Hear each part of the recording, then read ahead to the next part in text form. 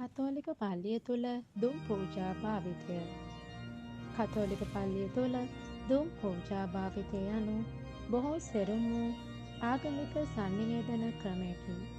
එය විශේෂයෙන්ම උපවාස කාලය, පාසල් උළෙල, පිරිත් මංගල්‍ය, දේවස්ථානය ආශිර්වාද කිරීම, විශේෂ උත්සව, ශුද්ධික උත්සව සහ අවමංගල්‍ය තුළ භාවිතා වේ. දුම් පූජාව පුරාතන යුගයෙන්ම ආරම්භ වී ඇති අතර එය සංකේතාත්මක වශයෙන්ද ආධ්‍යාත්මික වශයෙන්ද දැක්විය හැකියි.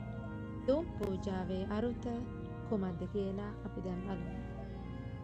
දුම් පූජාවේ අරුත. දේවස්ථානය පවිත්‍ර කිරීම. ධූමය වාතය තුළ විසිරෙමින් අවට පරිසරය ආගමිකව පවිත්‍ර කළ හැකියි.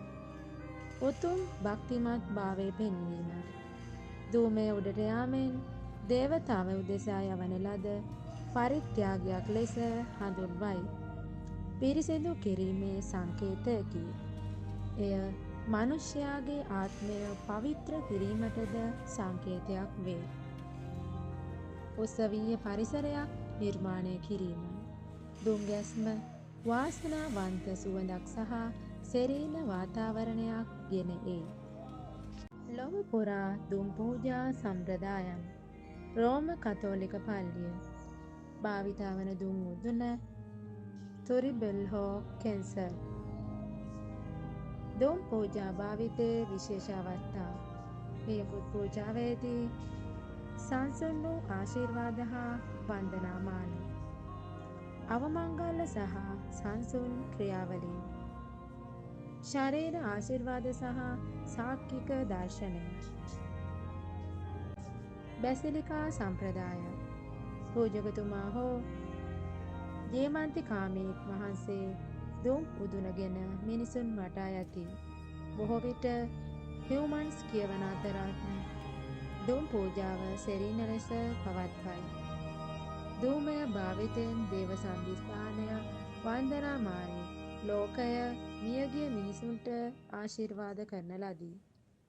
මැරනයිට් චල්ඩියානු සිරිය කොප්ස්ටික් ආදී නැගෙනහිර සම්ප්‍රදායන්. තවත් ආසියාවේ හා නැගෙනහිර ආගම්‍ය සම්ප්‍රදායන් තුළද දුම් පූජාව දැඩිව ගෞරවාන්විතව භාවිතා වේ. ආචාර ධර්ම අනුව ධූමය උදෙසා කියවෙන යාඥා පවා ඇත. මෙහිදී භාවිතා වන ද්‍රව්‍ය සුගන්ධ තැටි හෙවත් කළු ගෙඩි ෆ්‍රැන්කින්සෙන්ස් භාවිතා වන්නේ වඩා සම්ප්‍රදායික පල්ලියන් තුලයි. මියාක් අවමංගල්‍ය පදනම් සෙරුම්වල භාවිතා වේ.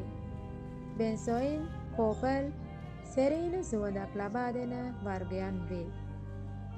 සාම්ප්‍රදායික ක්‍රම. තුරුඹල හෝ සෙන්සර් එකක් භාවිතයෙන් ධූමය ඇල්ලීම. පූජක තැනිතලා 3ක් තුල ධූමය දැමීම. එත්තිත්වය යනු ෆාදර් සන් හෝලි ස්පිරිට් යන්න සංකේතවත් කරයි. වාතය තුල සිත් ගන්නා සුළු වටරවුල් හෝ සෙරීන රටා හැඩ ගැන්වීම. එළියෙන් සලකුණු කරන ලද ස්ථාන වස්තු පුද්ගලයන් වටා ධූමය යැවීම. මෙම ධූමය තුළ නූතන අවධි සහ ඒ තුළ ඇතිවන වෙනස්කම්. විශේෂයෙන් සෙකන්ඩ් වැකේෂන් කවුන්සිල් පසු නවීකරණය සම්බන්ධයෙන් රෝම කතෝලික පල්ලිය තුළ දුම් භාවිතය අඩු වුණි. කෙසේ වෙතත් උත්සවීය අවස්ථාවන් සහ සෙරීන පූජාවන් සඳහා දුම් පූජාව තවදුරටත් භාවිතා වේ.